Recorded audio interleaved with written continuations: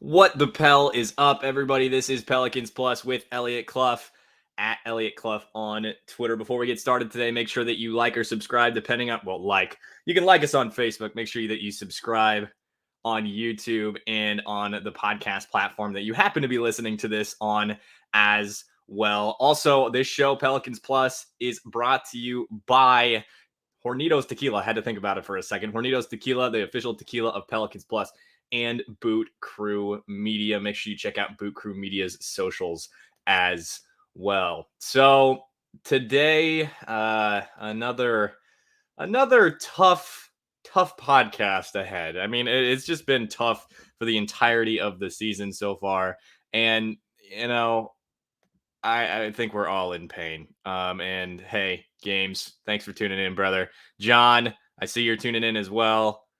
This is going to be fun, and it will be if you are ready for a rant from me, because that's how I'm feeling at this moment in time. I mean, last night, another loss, this time to the frickin' Thunder. And at one point in that game, the Pels were down 21 points to the Thunder. This is a team that is actively trying to lose. This is a team that is a lot younger than the Pelicans. This is a team that has a few bright spots in Shai Gilgeous-Alexander and Lou Dort, but other than that, I mean, Josh Giddey, Mike Muscala tends to light up the Pelicans from time to time as well, and that's how it went. Thank you, Michael, for the backup there. You're due for a rant. It's time. I agree. We have to be honest about this team. I mean, I leveled with you. I was honest with you that Brandon Ingram and Zion both being out was going to actively hurt how this team would play going forward. They weren't going to be as good. I mean, these are two of the probably top 30 players in the league. Zion when he's, not 300 pounds. And BI has been like kind of inexplicably out for a while. With apparently a hip contusion. There's got to be more to it than that, obviously, right? I mean, I don't know what it is, but we knew it was going to be ugly. But would you have believed that they'd be 1-11 right now? Probably going to be 1-12 tomorrow, because they play the Brooklyn Nets, and the Brooklyn Nets have Kevin Durant and James Harden. It's probably going to be ugly. And this is all thanks to Cash Money Pelicans, by the way. You can check out his Twitter. He's actually in Iowa too, believe it or not. But Cash Money Pelicans said that he had that meme of Pelicans 12 or one of Pelicans 12, and then when the Pelicans actually go 1-12. And it's 100% his fault. And I hope he listens to this. And if he doesn't, I will tag him in the tweet tomorrow. But 1-11, the thing about it is that the Pels have played the Wolves and the Kings two times each. That's 4 games in total. And they played the Hawks and the Knicks close, within 6 points, both of those games. Between those 5 losses that they took, you could say that, and including that one win that they got over the Timberwolves, Pels probably could have at least 4 wins right now. Now, I don't know where that would put them in the Western Conference standings, but I'm going to look it up right now. And 4 wins sounds a hell of a lot better than 1. I can tell you that. 4 is better than 1, to quote the song from however long ago. But if they were at 4 wins right now in the Western Conference, they'd be tied for 12th with the Spurs, which is actually kind of close to being in the play-in. And the 2 teams that are in the play-in are 5-7, are the Kings and the Trailblazers at 9-10. So that's where the Pels could be right now. But no, they're 1-11 because, that's just how things happen to go in New Orleans for this franchise.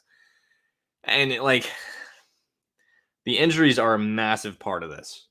That's just a fact.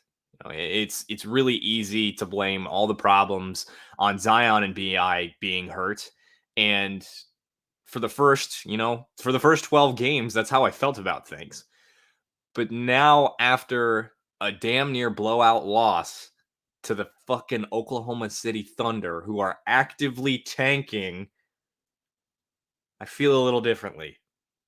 And some of this has to be on the other players on this roster. JV and Devontae have been awesome. And JV and Devontae should be enough to win you more than one game. Like, we knew it was going to be bad. I knew it was going to be bad. I didn't know it was going to be this bad. And this is bad.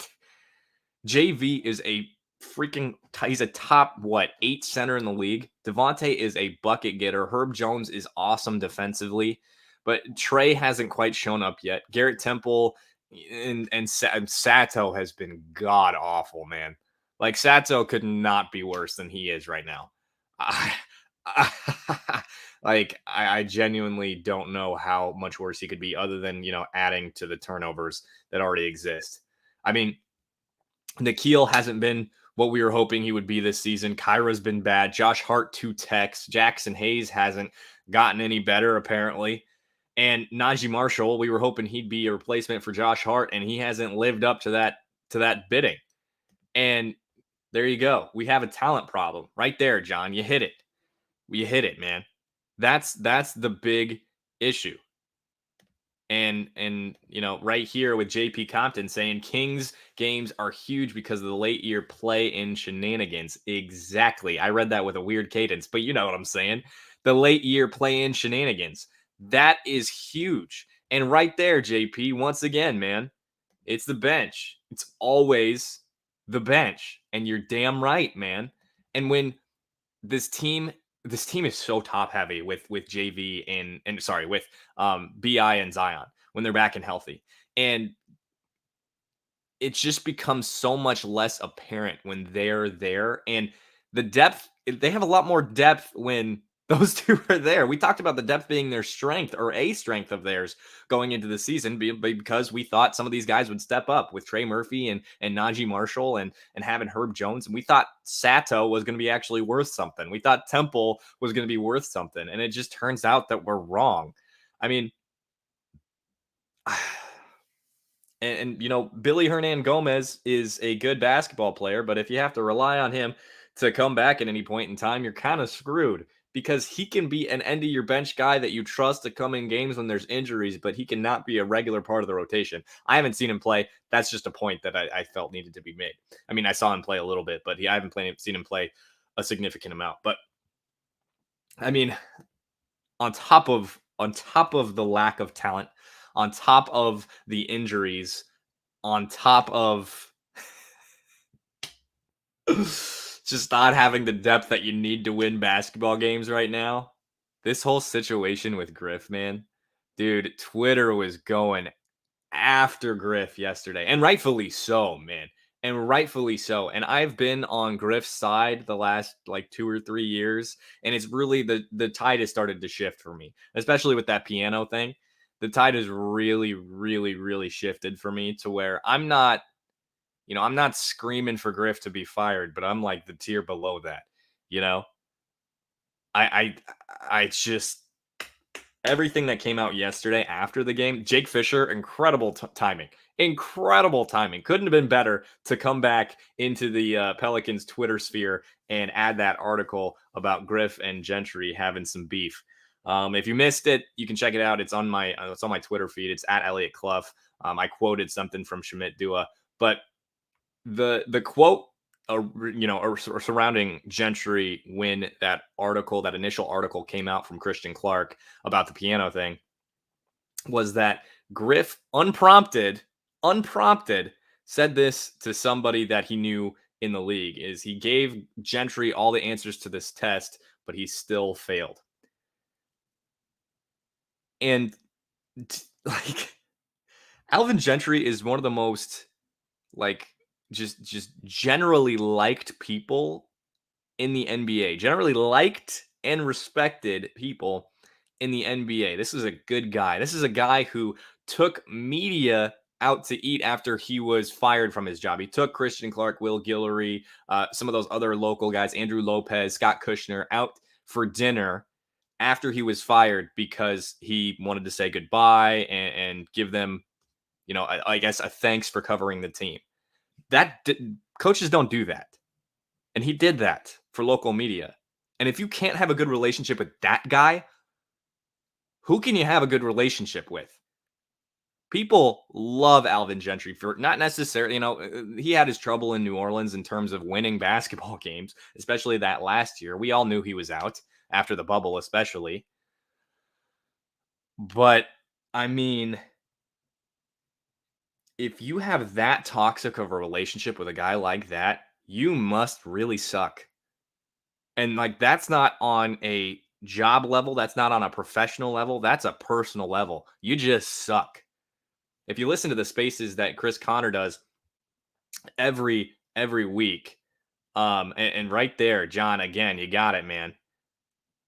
And why on earth would you say such a nasty comment? Completely unprofessional to disclose that to the Mufa or Mefua. He meant media, but to circle back a little bit, JP. I mean, you referenced Zach Lowe. By the way, Zach Lowe, ESPN, phenomenal.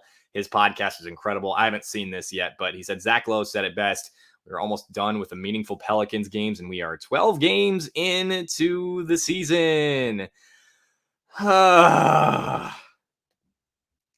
Anyway, this kerfuffle with Gentry and Griff, I mean, it's just the epitome of Griff's tenure with the Pelicans. He's fake, he's a dick. Oh, but I want to be friends with you on a surface level and talk to you in front of people. Nah, Gentry kept it real, man. I saw that quote or the little piece about the two had to be separated, and I was like, hell yeah, Alvin, get him. Get him. He deserves it, man. And I mean, about Griff right now, a lot of these losses, basically all the losses, are due to lack of depth and, these guys not stepping up and injuries. And so, in a different circumstance, it'd be easier for me to give this guy the benefit of the doubt. It would be. That, I mean, like, the injuries are part of it. The lack of depth is part of it. Like, he did a lot of what he was hoping to do this offseason in terms of, going out to get Kyle Lowry, going out to get Chris Paul, but it just didn't come to fruition. Ultimately got Devontae Graham and JV. Definitely got fleeced on the Lonzo Ball trade, but I liked the offseason as a whole. I liked what they did to surround Zion with talent that's more conducive to what he needs to win basketball games. Aside from that, the dude is fake. He's a snake oil salesman.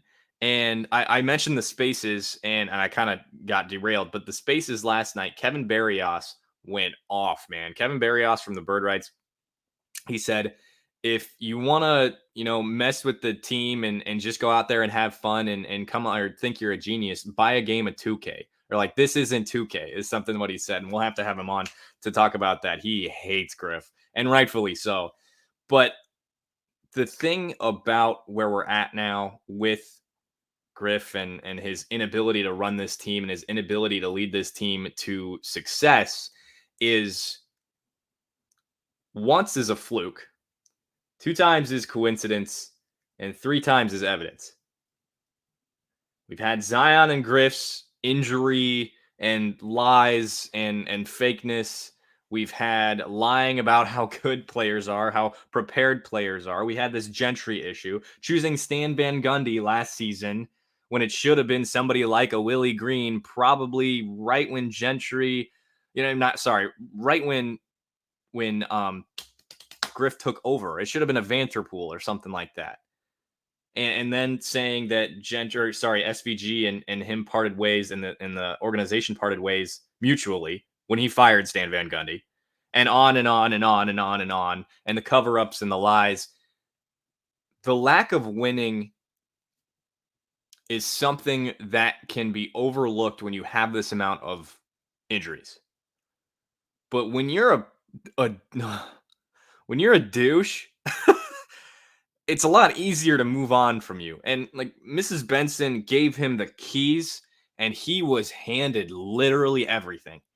Anthony Davis, that trade, he got a bunch of picks. He got BI, who's a max player.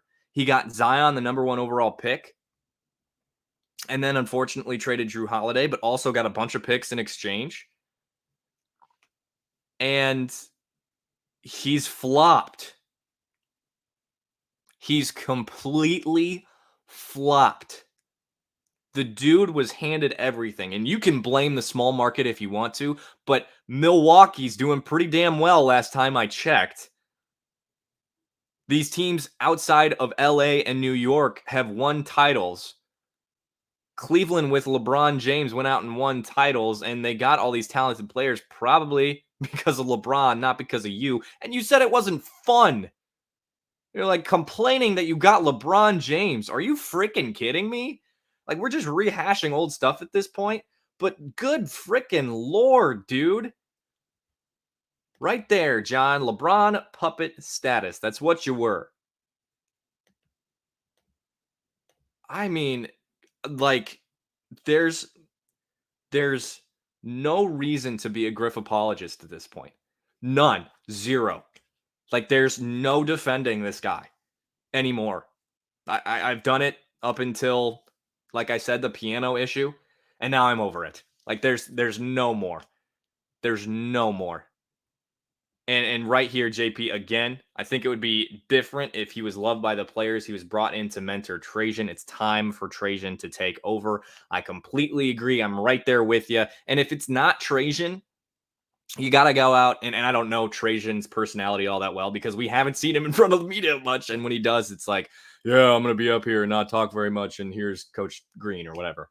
And so if he's replaced, if Trajan's replaced, if the whole front office is replaced, the guy who makes the decisions up top is replaced, it needs to be somebody with the gravitas of a Willie Green. It just has to be, because that Willie Green is the one bright spot this franchise has right now. And he's upset too. If you saw that my tweet last night, if you haven't seen that tweet from me last night of the video of him going, and he's all upset, like, deservedly so. And I hate that. I am such a Willie Green fan. I love this guy. He is huge for this franchise and what they want to do going forward. BI has continued to praise him over and over and over and over again, and rightfully so. Green is the coach of this team, and he should be. And if you can go out and get somebody with that type of personality, that type of investment in these players, and not a fake investment, so I look smart kind of BS, that's the guy you need to go get if you can. And if Mrs. Benson, I don't know how this is going to go. And it's amazing how dedicated Mrs. Benson is to the city and what and keeping New Orleans here, and what she's done for the city in terms of, helping out and making donations and stuff like that. I don't know if she's going to be willing to go out and fire Griff, or if she's going to be able to make a solid hire to replace him. I just don't know. That's not I'm not giving any sort of implication as to Mrs. Benson's basketball knowledge or anything like that. I just don't know. But if I had my ideal pick, it'd be somebody like Willie Green. I don't know who's available out there. I don't know if there's an up-and-coming young guy out there, or a former basketball player, like what the Suns did with James Jones, man. And it's tough to reference anything that the Suns do because who Robert Sarver is as a person. But James Jones was clearly a good hire. And what they've done, and how they've drafted, and going out and getting Mikal Bridges, and then going out and getting Jay Crowder, and then going out and getting CP3, like, that's been freaking awesome. I've just, if they can go out and get somebody like that, that would be huge to add to what Willie Green is already doing. I just love who Willie Green is as a person, and how much he's done for this franchise already. And he's gotten these guys to buy in, man. He's gotten these guys to buy in, and that's what you have to do. And if you can get a GM or somebody up top that can just do their freaking job and not be a douche, then hey, we might get somewhere. I'm just done. I'm just done. Like, there's gonna be no. Yeah, I'm just not gonna be a Griff apologist. I'm not gonna make excuses for this dude anymore. I'm over it. I'm done. And to you who said Griff was a bad hire from the get-go and have hated Griff, and people were anti-SVG, and I always want to give these guys chances, and y'all were right. Fine. and I am a-okay with being wrong. But and speaking of which, Lonzo's been awesome as of late. I don't want to delve into that because it's just pouring salt in the wound at this point in time. But I'm thinking I'm wrong, or I'm starting to be wrong about that. But we'll see how things progress. We know it's a small sample size, and again, great for Lonzo. His play last night to Zach LaVine, that 360 dunk, his pass in transition. Lonzo's unmatched in transition. He's awesome. Anyway, in regards to Griff, I tweeted out another thing about this, about Griff, and I said with the lack of winning, I asked Twitter if you'd want to hear from Griff right now about the horrible start that the Pels are on, and the overwhelming answer was no, like not at all, and rightfully so. I mean, there's a reason there's a Griffin presser Twitter account, and like a few people were there and said they wanted to hear from him a while ago. I don't know if that's because of Zion's injury or what, but most everybody was saying, yeah, we want to hear from him when he turns in his resignation, and I completely get that. Completely get that. I'd be a-okay with it. And again, promote from within, man. If Trajan can continue to go up and maybe get this, executive VP job or whatever, great. But I just anyway, I'll say it again. Willie just doesn't deserve this. He just doesn't. He just doesn't. I mean, and these backup guys have been terrible. Sato, dude, Sato has been atrocious. I pulled up his stat line over 7 games. Again, small sample size. He's only been playing like 15 minutes a game, which prior to this season, last season 22 and a half, season prior to that 28.9, season prior to that 27.1, season prior to that 22 and a half. He's also averaged 7.2 or more points a game in these previous 4 seasons. Let's see here. He's averaging like the second lowest rebounds he's ever had in his career, second lowest assists to when he's ever had in his career, and he's averaging 2.6 points a game. These are all either close to career lows or close to career lows or career lows. And the ones that are close, the ones that he has close to being career lows, they are only above his rookie season when he was playing like 12 minutes a game. So Sato has been completely and utterly atrocious. I just and I mean, like, this season is pretty much out of hand. I just at a point where I'm waving the white flag. At least before, we had some hope. Like the play-in. Like, how much can Zion do at this point? Like, even if you win, let's say, so how many games are left? Like 70 games are left. If you win 35 of those games, you're still 36 and 46, 36 and 46. What does that do for you? Anyway. And in terms of this depth and the issues and like Sato being terrible, Kyra Lewis hasn't been good either, man. And like his shot selection and his turnovers have just been bad the majority of this season. I haven't looked at his plus minus, but I'm sure it's just awful. I'm sure it's just awful. And there were some real guys that the Pels could have taken ahead of him. And I'll reference that in a second, but I'll say this. I'm not completely out on Kyra. I'm not. He's played a season and an eighth with the Pelicans, and that season was jacked up by COVID, obviously. The potential is still there, and I know all like the draft guys that I trust still really like him. They still think he can be something, and he's stupid fast, right? That's great. I think he's a good finisher at the rim. I'd like to see some more floaters from him. I'd like to see more consistent jump shot, but some of his shot selection has been just god awful. And I think it's the issue with the pressure on Kyra right now is I just think it's another thing. Like, the Pels are down bad in just about every way possible. Best 2 players injured, 1-11. The depth isn't there, and your rookie that you took last year hasn't been as good as some of these other guys that were taken after him. Salt in the wound, man. That's what it is. And I understand the level of frustration. Like, I just ranted a little bit about a bunch of shit, and I get it, but I am not out on Kyra Lewis. I'm just not. Like, if the Pels were succeeding and Kyra looked iffy, we wouldn't be talking about it near as much. It'd still be a conversation because Pels Twitter is ruthless, and it'd still be a conversation. But this is just another thing for this franchise. I mean, when we're talking about guys that could have been selected, and I don't know that any of these guys are changing how the Pelicans are playing right now. Like Cole Anthony, Emmanuel Quickly, Tyrese Maxey at the guard position were all selected after Kyra Lewis, and they've all been having pretty good seasons so far. And then there's players like Desmond Bane, Sadiq Bey, Jaden McDaniels, who are all playing well, and it's just frustrating. It's just frustrating. Like, there you go. I said it right here, and JP must have looked it up. JP Compton looked it up. Said Kyra has the worst plus minus on the team. He's young on a weird year with two coaches. He just needs to be way more aggressive.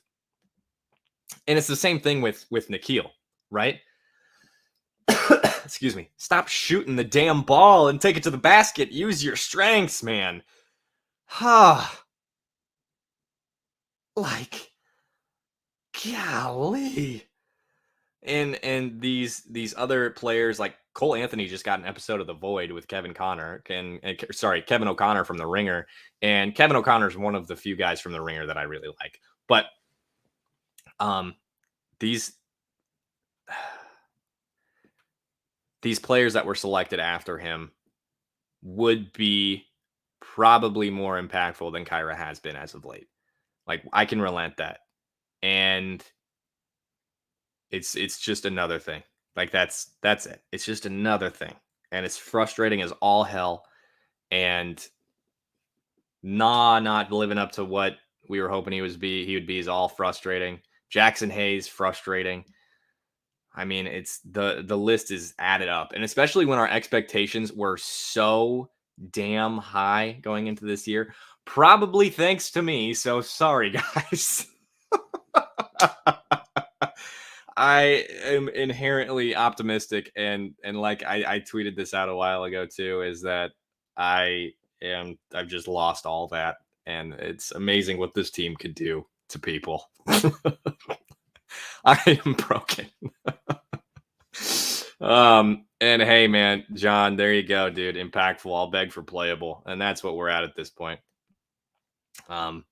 So there we go. You know, when you're playing guys like Garrett Temple and Sato, you know, beggars can't be choosers, right? You're just looking for playable at this point. But a lot of people are actually saying that Kyra should go to the G League, and I probably wouldn't hate it, but this team is already lacking depth. And Kyra, when he does the right things and makes the right decisions, he looks like an NBA point guard. That's the thing. Like Jose Alvarado and Didi Louzada, who have gotten like 0 time this season, and rightfully so. Didi being end of the bench, Jose being two-way, both sent to the G League, and for good reason. Like, Kyra has shown flashes where he's looked really good. Like, there are flashes, not entire games, really, not entire, you know, stretches of games, but there are flashes where he looks like he could be really good. And we haven't seen that from these guys who were just sent to the G League. And these guys both should have been sent there. So, like I said, Jose Alvarado and Didi Louzada were sent to Alabama. I think this was as of today. I love sending Didi there. I'm not crazy about Jose Alvarado. I think he's fun. Like, he's just this little energy guy that you have on your team. And I liked having him on the summer league. That was really fun too. But I really like the fact that they sent Didi down there. I think if you really believe in this guy, like the team says they do, you go give him minutes, right? You go give him those minutes to work on his game, to develop, to continue to shoot the basketball, and to get, you know, that speed of the game while working on it, you know, and not just sitting on the bench and practicing with these guys and who aren't going full bore and who aren't training to the same degree that you are because you're not getting minutes. they really believe in him. He needs to go somewhere to get those minutes. That's all I'm saying. And the squadron has looked good. So maybe they want to win a G League championship. I don't know. So yeah, that's going to do it for this edition of Pelicans Plus, folks. Thanks so much for tuning in. JP, John, I know you guys are regulars here on the YouTube channel, and I appreciate you. My apologies for those who I scheduled the podcast at 7 and here we are at 9, but life happens. So here we are. But anyway, folks, again, thanks so much for tuning in today. If you're on YouTube, make sure you subscribe to Pelicans Plus, drop a comment, drop a like wherever you're listening. Make sure that you subscribe or follow. Also, if you're on Apple Podcasts, which I know 50% of you are, 50%, please leave that rate and review on Apple Podcasts. It really helps us out a lot, and helps with exposure. And again, leave a comment, like, subscribe, all that, especially on YouTube for us. We really appreciate it. And go follow us on Facebook too. Please like us on Facebook. It's Pelicans Plus on Facebook. That really, really does help us out a lot too. Get us a little bit more exposure there as well. Folks, once again, I am Elliot Clough at Elliot Clough on Twitter. And this was Pelicans Plus.